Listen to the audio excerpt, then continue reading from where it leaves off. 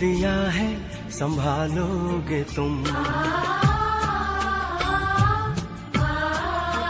जीवन तुमने दिया है संभालोगे तुम। आशा हमें है, विश्वास है, हर मुश्किल से विधाता निकालोगे तुम। जीवन तुमने दिया है संभालोगे तुम।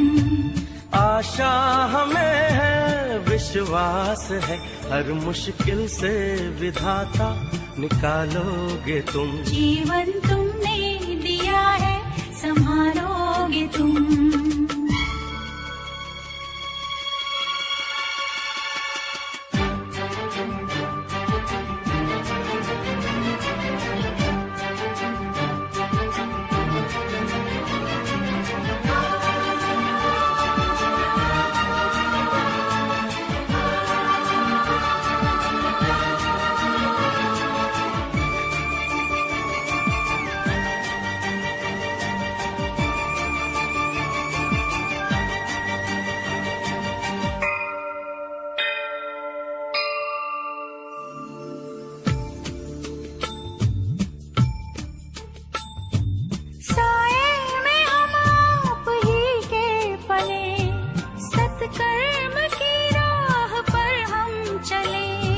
सारे जहां की भलाई करें, हम ना किसी की बुराई करें। इस दुनिया के दुखों से बचा लोगे तुम। इस दुनिया के दुखों से बचा लोगे तुम। आशा हमें है, विश्वास है, हर मुश्किल से विधाता निकालोगे तुम। जीवन तुमने दिया है संभालोगे तुम।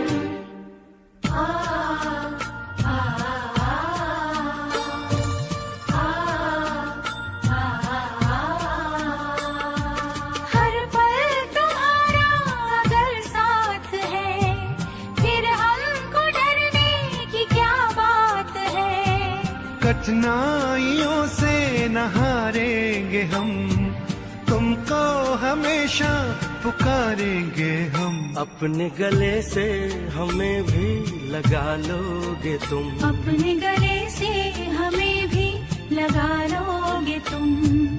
आशा हमें है, विश्वास है, हर मुश्किल से विधाता निकालोगे तुम। जीवन तुमने दिया है संभालोगे तुम।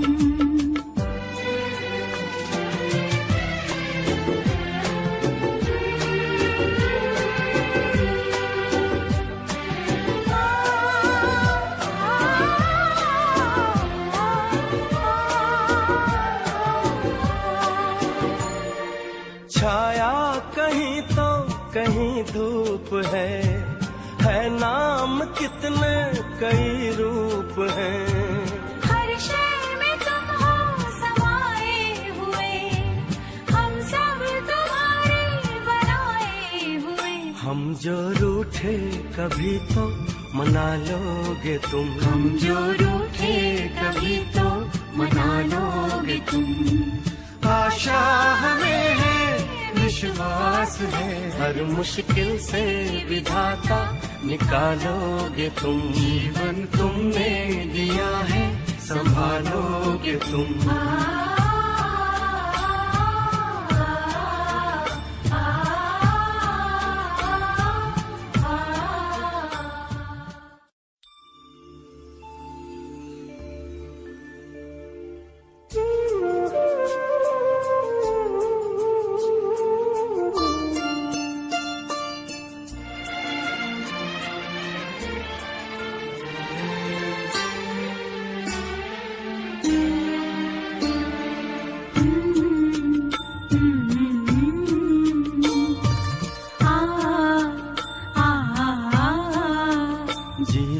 तुमने दिया है संभालोगे तुम।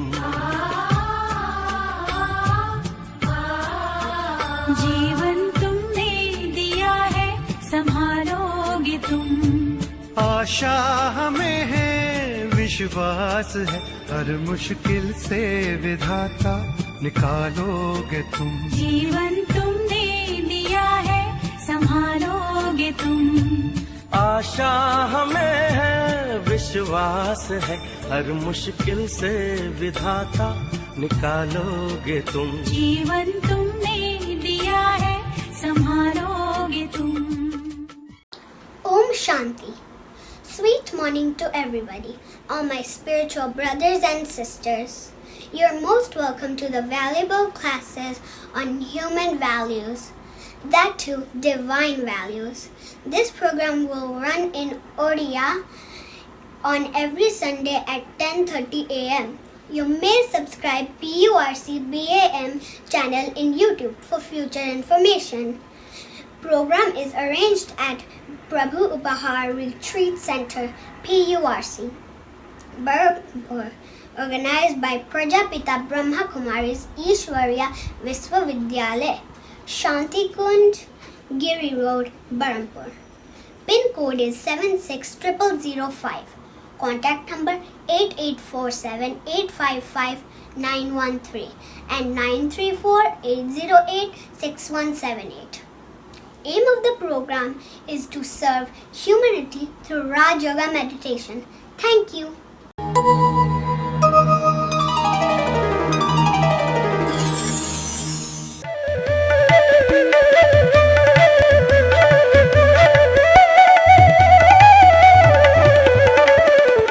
स्रष्टांक रचना एक पार्श्वरे सुंदर प्रकृति, अपर पार्श्वरे मनुष्य आत्मा, दुईटार गुणयुक्त समरसतारे सुंदर एही संसार।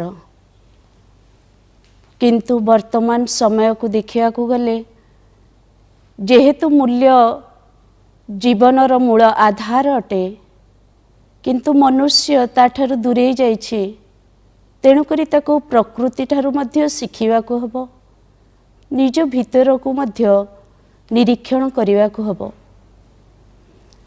प्राकृतिक संपद रे परिपूर्ण संसार को उपभोग करी सुख शांतिमय जीवन यापन करिबा को हेले आवश्यक पवित्र मन। सागरर विशालता, आकाशर विस्तीर्णता, धरणीर प्रशस्तता, पर्वतर महानता, नदीर गभीरता, वायुर समानता, सूर्यर उदारता एवं चंद्रर शीतलता भितरे मनुष्य निजको ठीक रूपरे निरूपण करि पारले निश्चित भावरे एक महत् आत्मारे परिणत हब एवं निजर वास्तविक अस्तित्व को उपलब्धि करि पारले जीवन तार गुण संपन्न हब। एही प्रसंग रे एक सत्य कथा मने पड़े रामतीर्थंकर। 7 वर्ष बयस रे रामतीर्थ ईश्वर अनुभूति निमंते संसार परित्याग करी जंगल दिगे अग्रसर हेले। निजर लक्ष्य को स्पष्ट रखी जंगल को उपभोग करी आग को बढ़िया को लगले।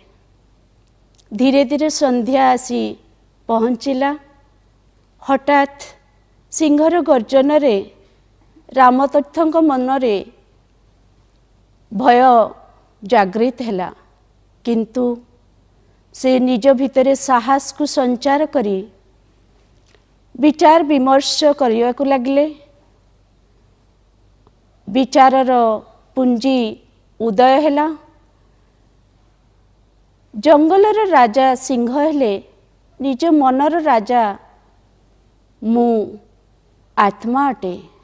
तेणु राजा प्रति राजार जेभली सम्मान प्रदर्शन हुए ताहा हेबा उचित। एभली विचार करने समय रे सिंह शांत होई चली जाइछि।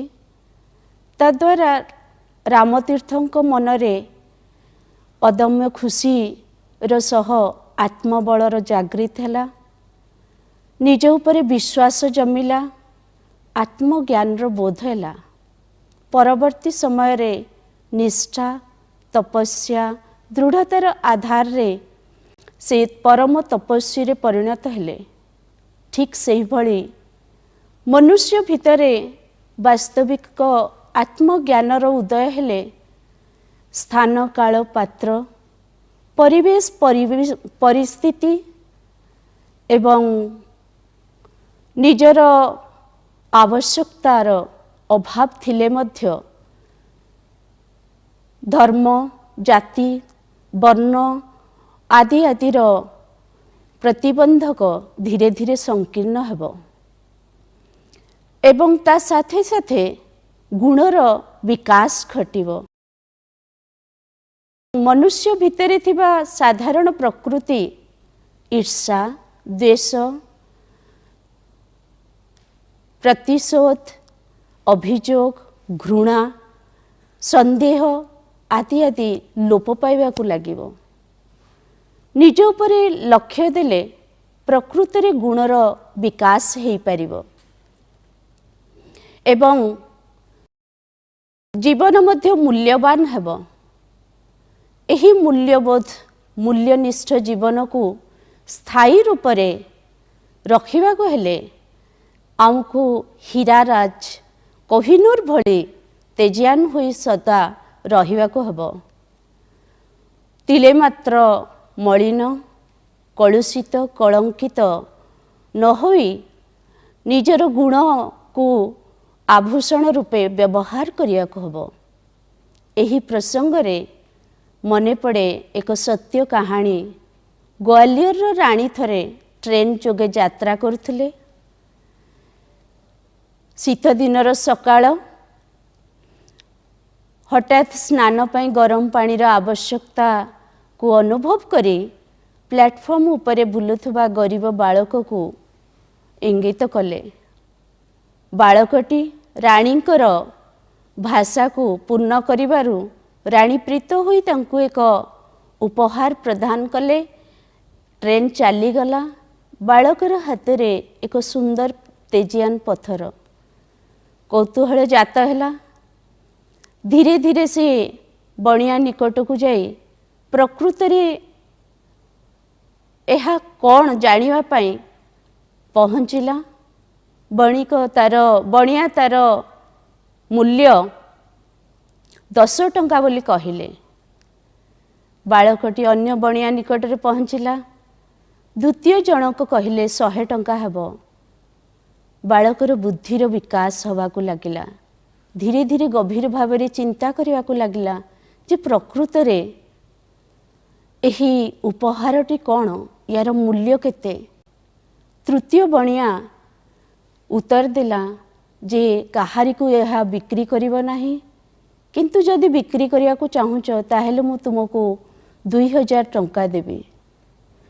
बालक आउरी गभीर सह चिंता कला एभली एक मूल्यवान जिनस को कौन करिया को हबो एवं परवर्ती भविष्यत रे से ही पृथ्वी प्रसिद्ध घनश्याम दास बिरला रे परिणत हैला।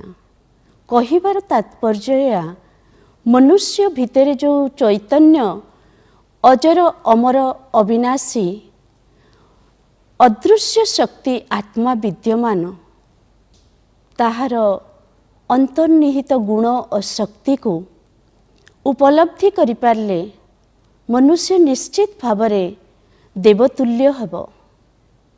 वर्तमान समय रे विनाशकारी विज्ञान सिद्धांतहीन राजनीति संस्कृति विहीन व्यवसाय विश्वासहीन भृत्य एभली भितरे मनुष्य कालतिपात करी प्रकृति तार संज्ञा को हरई बसछि। तेणुकरी से सतरे भयभीत ता भितरे भविष्यतर आलोक नाही लक्ष्यहीन होई कालतिपात करुछि। ଏହା ହିଁ ପ୍ରକୃତ ଜ୍ଞାନର ସମୟ। ଆତ୍ମଜ୍ଞାନ ନିହାତି ଆବଶ୍ୟକ। ଏହି ପ୍ରସଙ୍ଗରେ ଆମେ ଯଦି ନିଜ ଉପରେ ଧ୍ୟାନ ଦେବା, କିଛି ତ୍ୟାଗ, ସାଧନା, ନିଷ୍ଠାର ଆଧାରରେ ଯଦି ଜୀବନକୁ ମୂଲ୍ୟ ରୂପୀ ଆଭୂଷଣ ଦ୍ୱାରା ଅଳଙ୍କୃତ କରିବା, ତାହେଲେ ହୁଏତ ଆମେ ସୁଖ ଶାନ୍ତିମୟ ଜୀବନଯାପନ କରିପାରିବା। ଏହି ପ୍ରସଙ୍ଗରେ ଆମକୁ ବୁଝିବାକୁ ହେବ ଯେ ଆଜିର ଧନପତି ହେଉ କି ଶିକ୍ଷାବିତ ହେଉ, ବୈଜ୍ଞାନିକ ହେଉ କି ରାଜସତ୍ତା ହେଉ, ସାଧୁ ହେଉ, ଯିଏ ବି ହେଉନା କାହିଁକି, ମୂଲ୍ୟ ପ୍ରତି ଆଗ୍ରହ ପ୍ରକାଶ ନ କରିବା ହେତୁ ସମାଜରେ ନୈତିକ, ଚାରିତ୍ରିକ, ଆର୍ଥିକ ଅଭାବ ଦେଖାଯାଉଛି। ଏଭଳି ପରିସ୍ଥିତିରେ ନିଜକୁ ସଜାଡ଼ିବା ନିତାନ୍ତ ଆବଶ୍ୟକ। ନଚେତ୍ ଚିନ୍ତାଗ୍ରସ୍ତ ମନୁଷ୍ୟ ଅସମୟରେ ରୋଗର ଶିକାର ହୋଇପଡ଼ୁଛି। ଏକ ପାର୍ଶ୍ୱରେ ସମାଜରେ ଅନାଚାର, ଅତ୍ୟାଚାର, ବଳାତ୍କାର, ଭ୍ରଷ୍ଟାଚାର, ଅପମିଶ୍ରଣର ଚିନ୍ତା, ଅପର ପାର୍ଶ୍ୱରେ ନିଜେ ଗୁଣଭିତ୍ତିକ ନ ହୋଇଥିବାରୁ ଭୟଭୀତ ଆତ୍ମା ଦୁଶ୍ଚିନ୍ତାରେ ଗ୍ରସ୍ତ ହେଉଅଛି। ତାଦ୍ୱାରା ବିଭିନ୍ନ ପ୍ରକାର ରୋଗ ଅସମୟରେ ରକ୍ତଚାପ, ମଧୁମେହ, ହୃଦରୋଗ, ଚର୍ମରୋଗ, ଏଡ୍ସ ଆଦିର ପ୍ରତିଶତ ବଢ଼ିବାରେ ଲାଗିଛି। ପ୍ରକୃତରେ ଜୀବନକୁ ଯଦି ସୁରକ୍ଷିତ ଏବଂ ମୂଲ୍ୟବାନ କରି ଗଢ଼ି ତୋଳିବାର ଆମେ ଲକ୍ଷ୍ୟ ରଖିବା, ତେବେ ନିଶ୍ଚିତ ଭାବରେ ସଫଳତାର ଚରମ ସୀମାରେ ପହଞ୍ଚି ପାରିବା। ଏଥିପାଇଁ ଜୀବନ ଯଦି ପୁଷ୍ପ ସଦୃଶ୍ୟ ହେଲା, ମୂଲ୍ୟ ହେଉଛି ତା'ର ସୁଗନ୍ଧ। ଯେଭଳି ଜଳର ଧର୍ମ ଶୀତଳତା ଅଟେ, ତେଣୁ ମନୁଷ୍ୟ ତା'ର ତୃଷା ନିବାରଣ କରିପାରେ।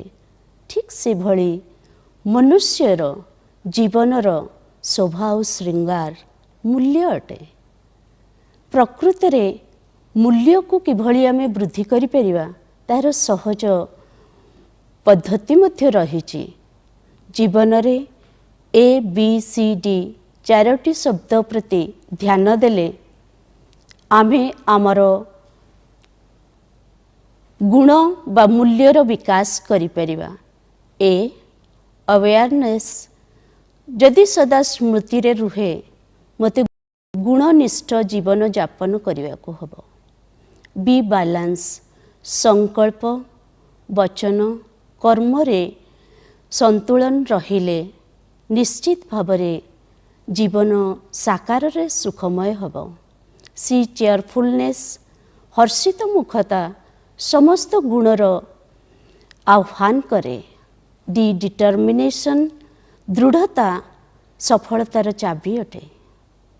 ସତରେ ଆମେ ସମସ୍ତେ ମନୁଷ୍ୟ ବୌଦ୍ଧିକ ସ୍ତରରେ ଚରମକୁ ପହଞ୍ଚି ସାରିଛେ। ବର୍ତ୍ତମାନ ଆବଶ୍ୟକତା ରହିଛି ହୃଦବୋଧ କରିବାର। ଏହି ପ୍ରସଙ୍ଗରେ ମନେ ପଡ଼େ, ଥରେ ଦେବତାଗଣ ଚିନ୍ତା କରିବାକୁ ଲାଗିଲେ, ସୃଷ୍ଟି ଏତେ ସୁନ୍ଦର, ତା ଭିତରେ ଗୁଣର ବା ସ୍ୱର୍ଗର ଚାବି ଆମେ କେଉଁଠି ରଖିବା? ମନୁଷ୍ୟ ପର୍ବତର ଶିଖର ଏଭରେଷ୍ଟରେ ତ ପହଞ୍ଚି ଯାଉଛି। ସାଗରର ତଳେ ମୋତି ସଂଗ୍ରହ କରିପାରୁଛି। ତାହେଲେ ଉପଯୁକ୍ତ ସ୍ଥାନ ହେବ ମନୁଷ୍ୟ ଭିତରେ, ହୃଦୟରେ। ସତରେ ଯଦି ହୃଦୟର ସେହି ସ୍ୱର୍ଗର ଚାବିକୁ ଆମେ ଖୋଜିବା, ତାହେଲେ ଆମ ଅନ୍ତର ଭିତରେ ହିଁ ସର୍ବପ୍ରକାର ଗୁଣରାଶି ଭରି ରହିଛି। ଦେଖିବାକୁ ଗଲେ ମନୁଷ୍ୟ କିଛିଟା ପରିଶ୍ରମ କଲେ, ଧ୍ୟାନ ଦେଲେ, ନିଷ୍ଠା ରଖିଲେ ନିଶ୍ଚିତ ଭାବରେ ଚାବିକୁ ପ୍ରାପ୍ତ କରିପାରିବ ଯଦ୍ୱାରା ସମାଜ ବିଶ୍ୱ ସ୍ୱର୍ଗରେ ପରିଣତ ହେବ ଏବଂ ସୁଖମୟ ସଂସାରରେ ପ୍ରତ୍ୟେକ ମନୁଷ୍ୟ ଆତ୍ମା ସୁଖ ଶାନ୍ତିରେ କାଳତିପାତ କରିପାରିବେ। ଏଣୁ ଆମେ ବିଶେଷ ଭାବରେ ଧ୍ୟାନ ଦେବା ଯେ ଏହି ମୂଲ୍ୟ ତିନି ପ୍ରକାରର ଅଟେ। ପ୍ରଥମ ହେଲା ମାନବ ମୂଲ୍ୟ, ଯେଉଁ ମୂଲ୍ୟ ଦ୍ୱାରା ସାଧାରଣ ପଶୁ ପ୍ରକୃତି ଯୁକ୍ତ ମନୁଷ୍ୟ ମାନବରେ ପରିଣତ ହୋଇପାରିବ। ନୈତିକ ମୂଲ୍ୟ ସାମାଜିକ ବା ଗୋଷ୍ଠୀଗତ ଜୀବନରେ ଉନ୍ନତିର ଉଚ୍ଚ ସ୍ଥାନ ଆରୋହଣ କରିପାରିବ। ତୃତୀୟ ଆଧ୍ୟାତ୍ମିକ ମୂଲ୍ୟ, ଯାହା ଆତ୍ମାକୁ ପରମାତ୍ମା ସହ ମିଳନ କରିବାରେ ସମ୍ଭବ କରିଥାଏ ଏବଂ ଏହି ଗୁଣରାଶି ମୂଲ୍ୟର ବୋଧ ଦ୍ୱାରା ମୂଲ୍ୟବାନ ହେବ ଏ ଜୀବନ। ତେବେ ଆମେ ୟା ଉପରେ ଧ୍ୟାନ ଦେବାକୁ ହେବ। ଥରେ ଜଣେ ମୋଟା ବ୍ୟକ୍ତି ବଜାରରେ ଠିଆ ହୋଇ ନିଜ କଥା ଭାବୁଥିଲା। ବୀରବଲ ସେପଟ ଦେଇ ଗତି କରୁଥିଲେ। ବୀରବଲ କହିଲେ ଯେ ଆପଣ ଲଜ୍ଜାବୋଧ କରୁଛନ୍ତି, ନିଃସଙ୍କୋଚରେ ନିଜର ପ୍ରଶ୍ନକୁ ମୋ ସମ୍ମୁଖରେ କୁହନ୍ତୁ। ତ ମୋଟା ବ୍ୟକ୍ତି କହିଲେ, ମୋର ସମୟରେ ମୁଁ ଶିକ୍ଷା ଉପରେ ଧ୍ୟାନ ଦେଇନାହିଁ। ବର୍ତ୍ତମାନ ସମୟରେ ସମାଜରେ ମୋର କୌଣସି ପ୍ରତିଷ୍ଠା ନାହିଁ, ସମ୍ମାନ ନାହିଁ। ତେଣୁ ମୁଁ ସମାଜରେ ଏକ ପ୍ରତିଷ୍ଠିତ ବ୍ୟକ୍ତି ରୂପେ ସମ୍ମାନ ପାଇବାକୁ ଚାହେଁ। ବୀରବଲ କହିଲେ, ଯୋଗ୍ୟତା ତୁମ ଭିତରେ ଅଛି, ସମୟ ଲାଗିପାରେ, ସାଧନାରତ ହୁଅ, ଧ୍ୟାନ ଦିଅ।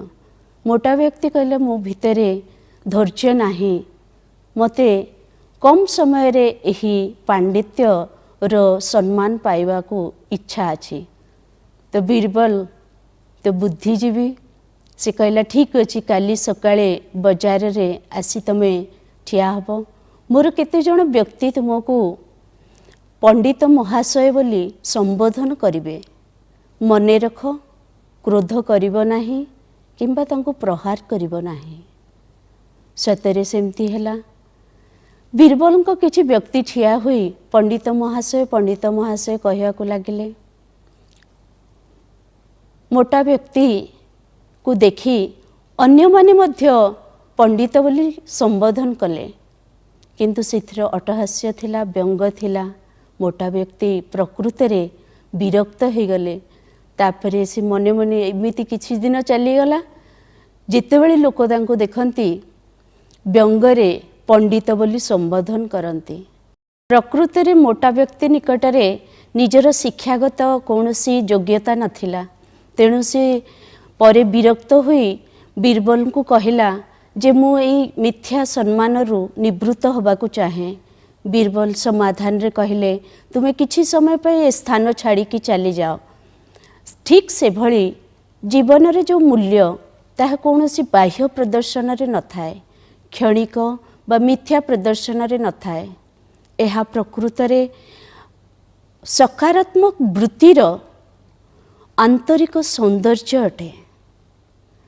ମନୁଷ୍ୟ ଆତ୍ମାର ପ୍ରାକୃତିକ ସମ୍ପତ୍ତି ଅଟେ। ଏହା ଈଶ୍ୱର ପ୍ରଦତ୍ତ ଅଟେ। ତେଣୁକରି ଆମେ ଯଦି ସେହି ସୌନ୍ଦର୍ଯ୍ୟକୁ ବଜାୟ ରଖିବାକୁ ଚାହିଁବା, ତାହେଲେ ନିଶ୍ଚିତ ଭାବରେ ସ୍ଥାୟୀ ରୂପରେ ରଖିପାରିବା ଏବଂ ବର୍ତ୍ତମାନ ସମୟରେ ସମ୍ମୁଖୀନ କରୁଥିବା ସମସ୍ତ ସମସ୍ୟାର ସମାଧାନ ଗୁଣର ବିକାଶରେ ରହିଛି, ଯଦ୍ୱାରା ସମ୍ବନ୍ଧରେ ସୁଖ ରହେ, ଶତ୍ରୁତା ଲୋପ ପାଏ, ମନୁଷ୍ୟ ଭିତରେ ଘନିଷ୍ଠତା ବଢ଼େ ଏବଂ ଜୀବନ ସୁଖମୟ ହେବା ସଙ୍ଗେ ସଙ୍ଗେ ବ୍ୟକ୍ତିଗତ ସ୍ତରରେ ଆନ୍ତରିକ ଶାନ୍ତିର ଅନୁଭୂତି ହୁଏ। ତେଣୁକରି ବର୍ତ୍ତମାନ ସମୟରେ ଆବଶ୍ୟକ ଅନ୍ତର ଜଗତର ସଶକ୍ତିକରଣ, ଯାହାକୁ କି କୁହାଯାଏ ଆତ୍ମିକ ସଶକ୍ତିକରଣ।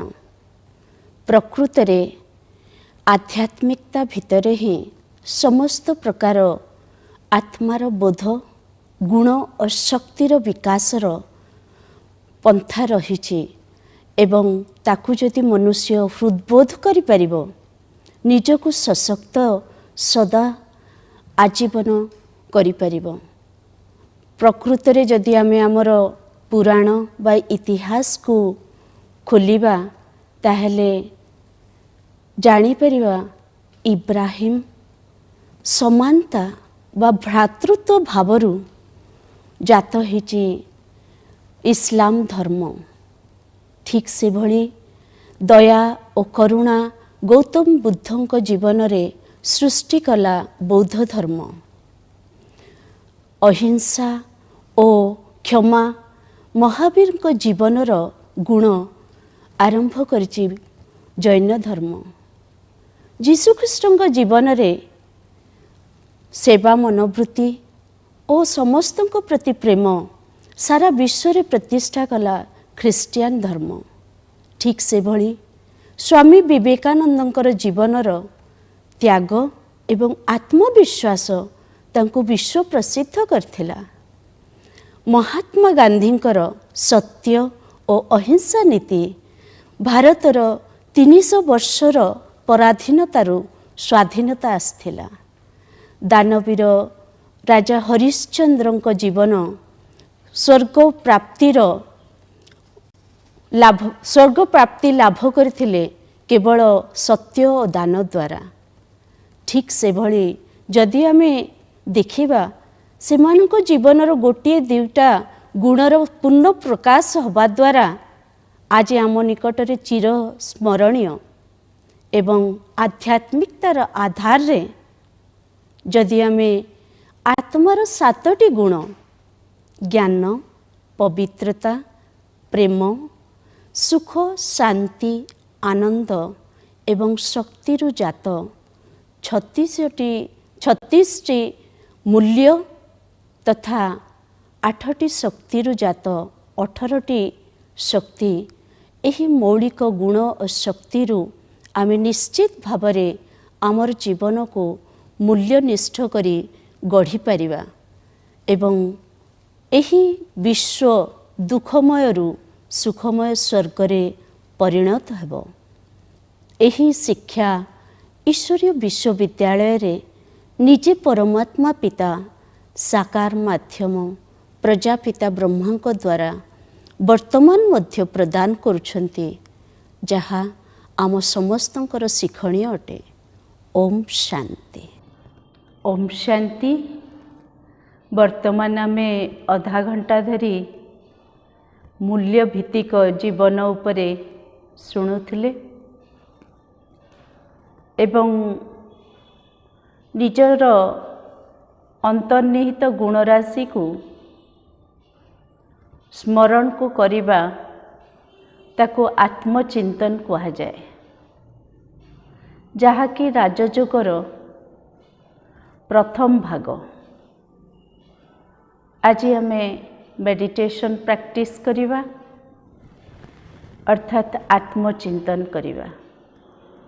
आपण माने जेभली कंफर्टेबल फील करुछंती स्थिर होई बसी जांतु। निजर अंग प्रत्यंग को लूज छाड़ दियंतु, ताहले प्राय किछि समय पय आमे स्थिर होई बसी परिबा।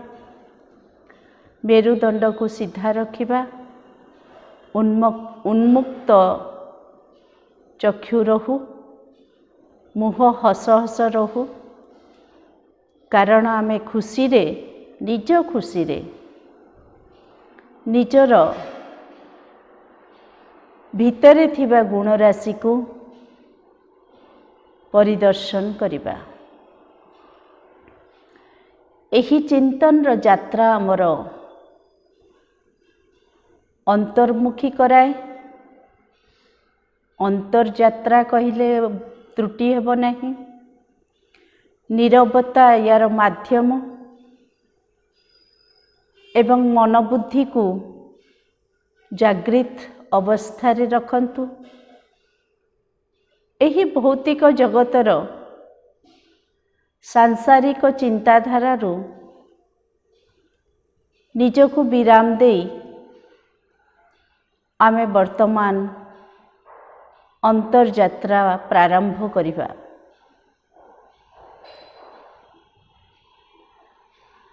अंतर्मुखी हुई अंतर्चेतना को अनुभव करिबा पई चेष्टित हबा। शब्द माध्यम रे मु उच्चारण करिबी। आपण माने नीरव रे रही मने मने से संकल्प करिबे एवं आमे आत्म अनुभूति करिबा।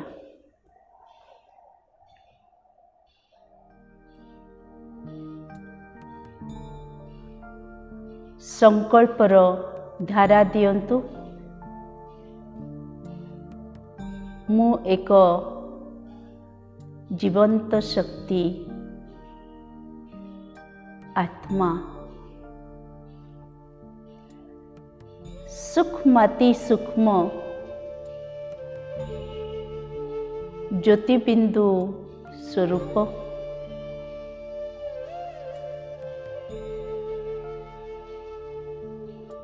कपाल देशरे दुई भ्रुलता मझिरे नक्षत्र समान जाजल्यमान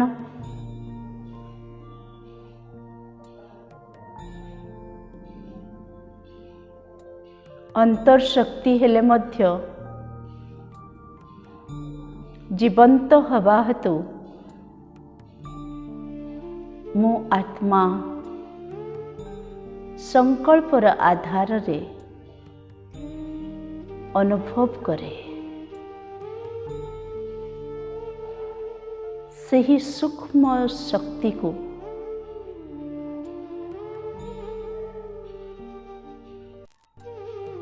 मस्तक देशरे एक अजଣା अदृश्य स्मृतिर अनुभव करे।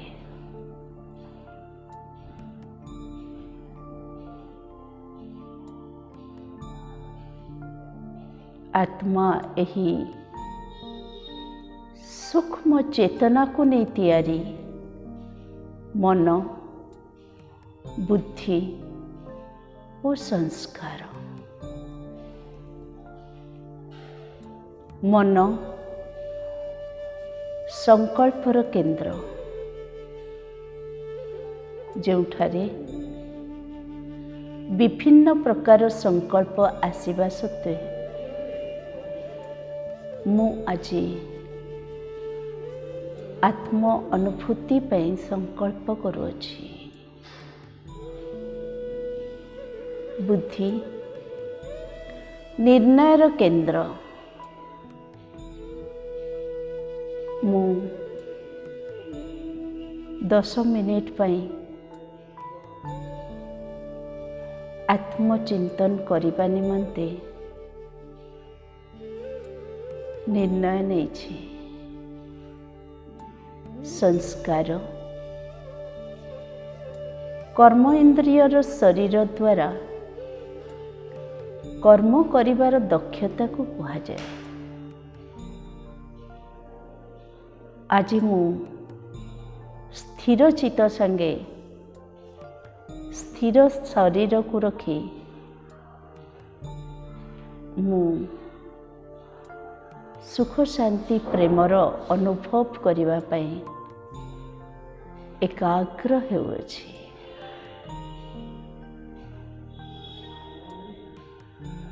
बहुत सुंदर मु आत्मा मोर देह स्पष्ट करी मु बुझी पारे। मु आखि द्वारा देखे अर्थात आखि मोर इंस्ट्रूमेंट जो द्वारा मु आत्मा देखे।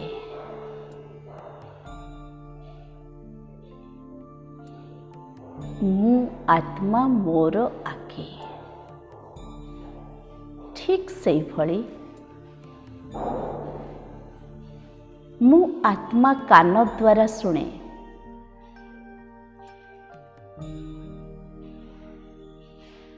କାନ ଶାରୀରିକ ଯନ୍ତ୍ର ଯଦ୍ୱାରା ମୁଁ ଶୁଣିପାରେ, ଅର୍ଥାତ୍ କାନ ଶରୀରର, ମୁଁ ଆତ୍ମା।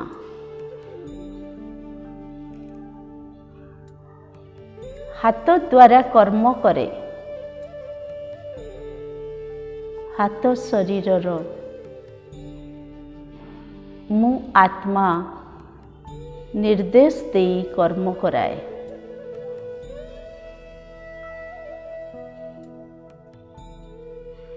ବହୁତ ସୁନ୍ଦର ଅନୁଭବ। ମୁଁ ଏକ ଚେତନା ସୂକ୍ଷ୍ମ ଜ୍ୟୋତିବିନ୍ଦୁ ରୂପୀ ଆତ୍ମା ଏବଂ ମୋର ଦେହ ସ୍ଥୂଳକାୟ, ଦୃଶ୍ୟମାନ, ଜଡ଼, ଅର୍ଥାତ୍ ଆତ୍ମାର ଅନୁପସ୍ଥିତିରେ ଦେହ ମୃତ ବା ଶବ ଅଟେ।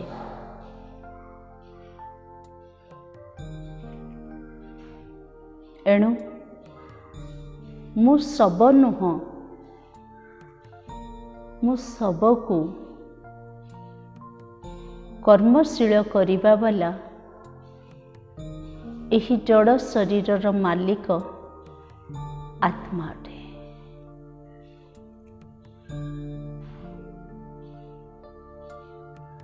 ମୁଁ ଆତ୍ମା। ମୋର ନିଜର ଶକ୍ତିକୁ ବର୍ତ୍ତମାନ ମୁଁ ବୁଝିପାରୁଛି। ବିରାଟ କାୟ ଶରୀରକୁ ମୁଁ ସାରା ଜୀବନ ବାଲାନ୍ସରେ ରଖି ଚଲାଏ।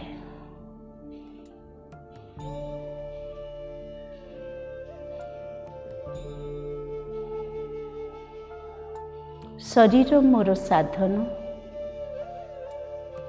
ମୁଁ ଆତ୍ମା ତାର ମାଲିକ। ପଞ୍ଚ ଇନ୍ଦ୍ରିୟ ମୋର କର୍ମଚାରୀ, ମୁଁ ଆତ୍ମାର ନିର୍ଦ୍ଦେଶରେ କର୍ମ ଇନ୍ଦ୍ରିୟ କାର୍ଯ୍ୟରତ ରୁହନ୍ତି। ସର୍ବୋପରି ମୁଁ ଆତ୍ମା ଗୋଡ଼ ଦ୍ୱାରା ଚାଲେ। ଯେଭଳି ମୋଟର କାର ଚାଲୁଛି, ଡ୍ରାଇଭର ନିୟନ୍ତ୍ରଣ କରୁଛି, କିନ୍ତୁ ଡ୍ରାଇଭର ଜୀବନ୍ତ, ମୋଟର କାର ଜଡ଼, ମ୍ୟାଟେରିଆଲ। ଠିକ୍ ସେଭଳି ଶରୀର ମୋର ରଥ, ମୁଁ ଆତ୍ମା ଶରୀରର ରୂପୀ ରଥର ଚାଳକ, ଡ୍ରାଇଭର, ନିର୍ଦ୍ଦେଶକ, ନିୟନ୍ତ୍ରଣକାରୀ ଅଟେ।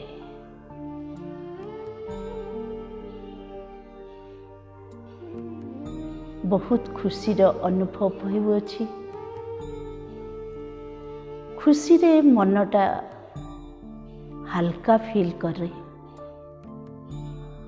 ଯେ ସତରେ ଏ ରହସ୍ୟ, ଏ ଜ୍ଞାନ, ଏ ଆଧ୍ୟାତ୍ମିକ ଶକ୍ତି ମୋର ଆବଶ୍ୟକ ଥିଲା। ଆଚ୍ଛା, ଆଗକୁ ବଢ଼ିବା। ଖାଲି ଏତିକି ନୁହଁ,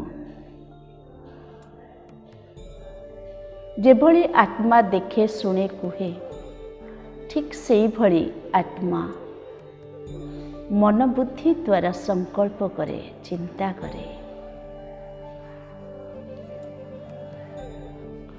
ସଂକଳ୍ପ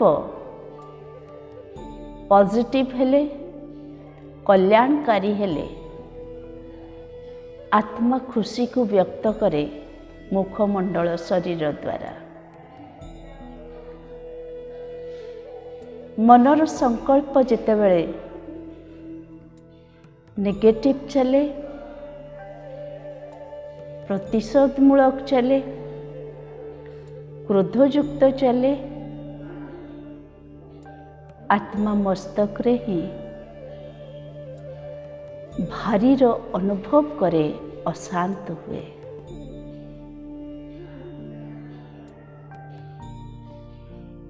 बुझी पारली, अनुभव हुए आत्मार विशेष अभिनय शरीर माध्यम रे रही।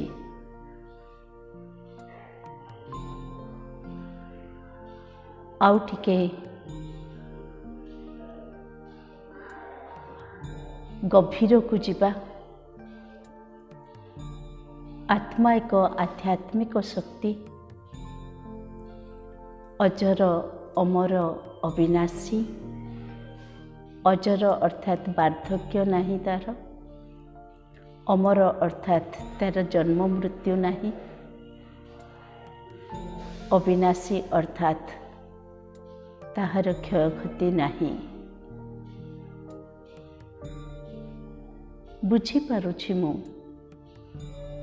जदि जन्म मृत्यु अच्छी, वार्धक्य अच्छी, विलय अच्छी, सेटा शरीरर, आत्मार नुहे। बहुत सुंदर अनुभव।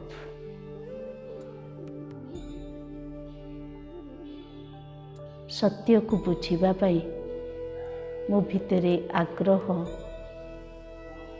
बढ़ी जाउछि, मु अनुभव करुछि। आत्मा सेइथिपई पुनर्जन्म चक्र रे आसे, निजर संस्कार को भोग करिवा निमंते, अर्थात जीवन चक्र रे आत्मा शारीरिक इंद्रिय द्वारा भल भूल, पाप पुण्य, सत्य मिथ्या जो प्रकार कर्म करे ताहा भोगिबा पाई अविनाशी आत्मा बारंबार भिन्न रूप, भिन्न परिवेश, भिन्न परिवार, भिन्न स्थान, भिन्न भाषा दे जन्म मृत्यु चक्र रे आसे, पुनर्जन्म रे आसे। सत्य कथा, आत्मार संस्कार रही। तेणुक कर्म अनुजाई आत्मार टाइटल देवात्मा, पुण्य आत्मा, पाप आत्मा, महात्मा, धर्मात्मा भी हो पारे। मु आज निर्णय निये सत्कर्म द्वारा पुण्य आत्मा रूपे कार्य करिवा पाई। बुझा पड़ुछि कर्म श्रेष्ठ करने को हेले गुण राशि को व्यवहार रे आनिबा को हबो। मो भितरे परमात्मा पिता संतान हेबा हेतु 7टी गुण वर्तमान जाए अंतर्निहित रूपे रही अछि।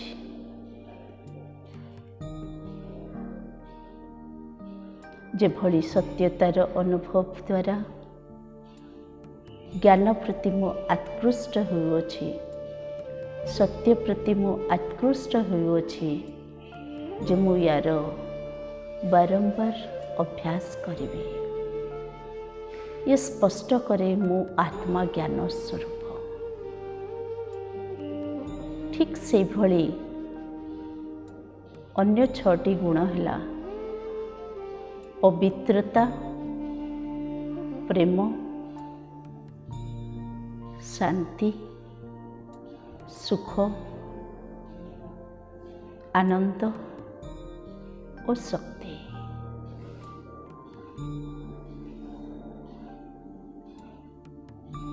गोटी गोटी हुई गुण गुड़ाक मु बुझी पारुछि।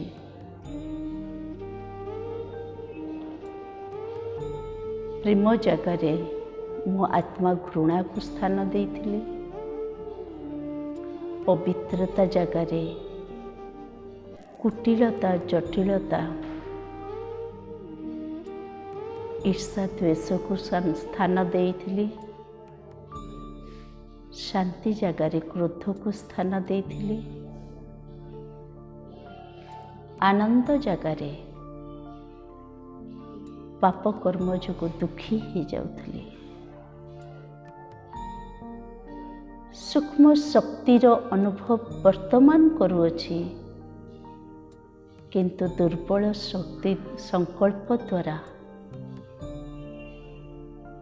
मु आज पर्यंत शक्तिहीन अनावश्यक साधारण मानव बोली भाबुथली।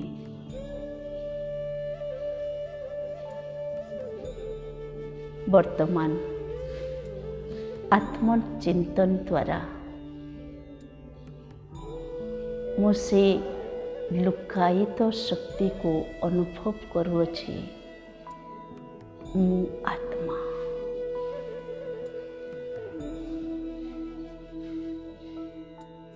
सातटी गुण को बारंबार स्मृति रे आनी शक्तिशाली आत्मा अनुभव संगरे प्रैक्टिकल कर्म रे मध्य व्यवहार करिबे।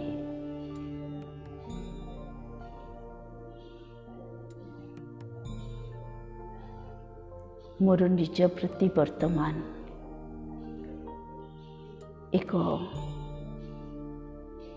खुशी आनंद एवं प्रेम भाव जागृत होइछि।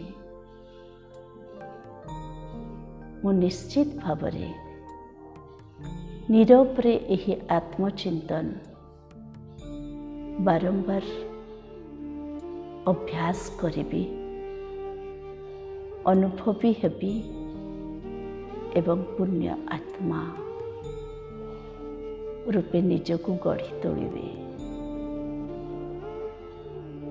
जीवनर मूल्य को बोध करी वर्तमान तार विकास मध्य करिवे। ओम शांति। ओम शांति। ओम शांति।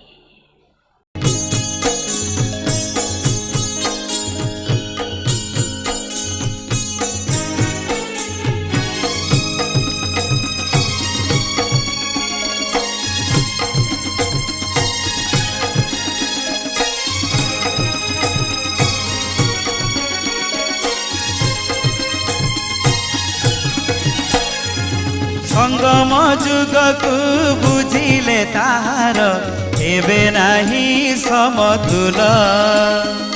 संगम जुग को बुझिले ताहार एबे नाही समतुल। दिव्य ज्ञान बळे श्रेष्ठ कर्म तार, दिव्य ज्ञान बळे श्रेष्ठ कर्म तार। दिव्य जनमर मूल्य बंधुरे एई तो जीवन मूल्य बंधुरे एई तो जीवन मूल्य।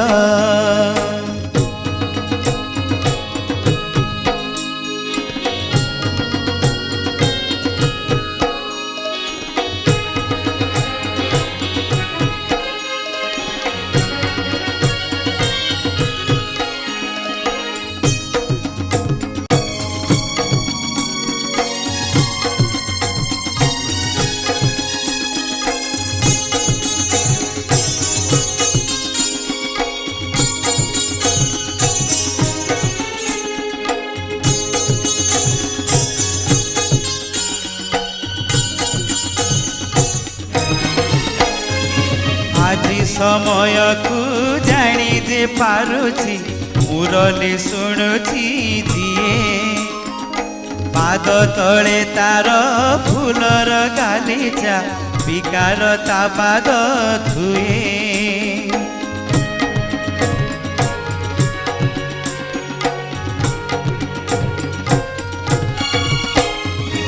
आज समय को जानी जे पारुछि मुरली शुणिछि जिए पाद तले तार फूलर गालीचा विकार ता पाद धुए भलरे मदरे आजी दुनिया रे भलरे मदरे आजी दुनिया रे लागे ताकू सब भल बंधुरे एई तो जीवन मूल्य बंधुरे एई तो जीवन मूल्य संगम जुग को बुझिले तार एबे नाही समतुल संगम जुग को बुझिले तार एबे नाही समतुल दिव्य ज्ञान बळे श्रेष्ठ कर्म तार दिव्य ज्ञान बळे श्रेष्ठ कर्म तार दिव्य जनमर मूल्य बंधुरे एई तो जीवन मूल्य बंधुरे एई तो जीवन मूल्य एई तो जीवन